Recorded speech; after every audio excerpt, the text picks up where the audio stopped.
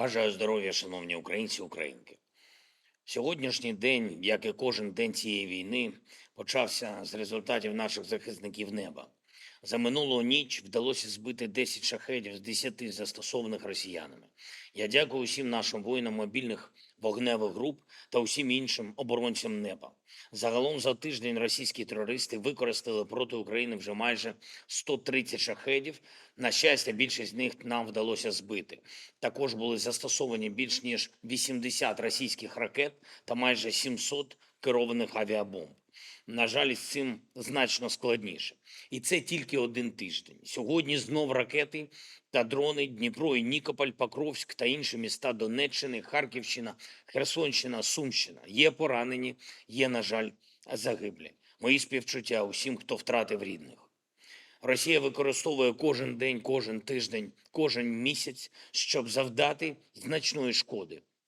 На жаль, допомога Україні досі обмежена, а російська держава досі має доступ до критичних компонентів, які необхідні для виробництва ракет і дронів. В кожній ракеті, що завдає ударів по Україні, щонайменше десятки компонентів, електроніки, чіпів, які постачаються від компаній з інших країн та завозяться через територію сусідів Росії. У шахедах також компоненти вироблені у вільному світі. Все це має бути припинено і може бути припинено. І потурання терору, і змога терористів шукати собі спільників по світу. І сам російський терор, всі його прояви. Сучасна авіація доводить свою ефективність, сучасні системи ППО здатні давати захист життю. Зараз на Близькому Сході це було продемонстровано, коли авіація і ППО збивали іранські ракети та шахеди, які були спрямовані проти Ізраїлю. Увесь світ бачить, що таке справжній захист. Бачить, що це можливо. І весь світ побачив, що Ізраїль в цьому захисті був не наодинці. Загрозу у небі знищували і союзники. І коли Україна говорить союзникам, що єдність дає найкращий захист, ефективність цього вони вже самі добре знають і забезпечують. І коли Україна каже, що союзникам не можна заплющувати очі на російські ракети і дрони, це означає, що треба діяти. І діяти сильно. Не риторикою захищається небо, не думками обмежується виробництво ракет і дронів для терору. І те, що санкції проти Росії все ще обходять, і те, що ми в Україні місяцями чекаємо на життєво важливий пакет підтримки, те, що ми досі очікуємо голосування в Конгресі, свідчить про те, що так само місяцями наростає самовпевненість терористів. Не можна більше втрачати час. Потрібно реально захищати життя всюди, де є йому терористична загроза. Потрібно робити все, щоб зло та війни не розповзалися світом ані в Європі, ані на Близькому Сході, ані будь-де іще.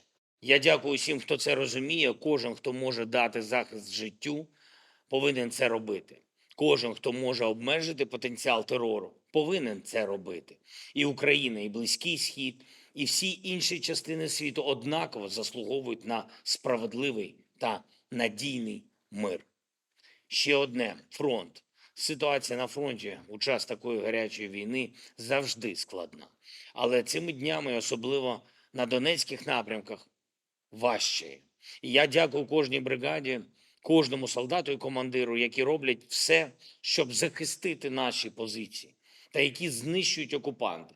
За цей тиждень особливо заслуговують на вдячність 58-ма окрема мотопіхотна бригада, 68-ма окрема єгерська бригада, 148-ма окрема артилерійська бригада ДШВ. Її воїни незмінно ефективно діють.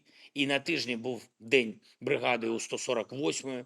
Я вітаю вас, хлопці. Я дякую вам. Дякую також 55-й окремій артилерійській бригаді Запорізька Січ. Молодці.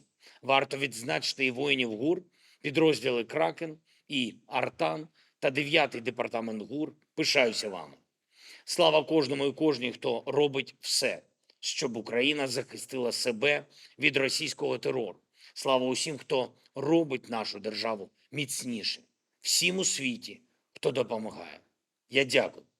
Слава Україні!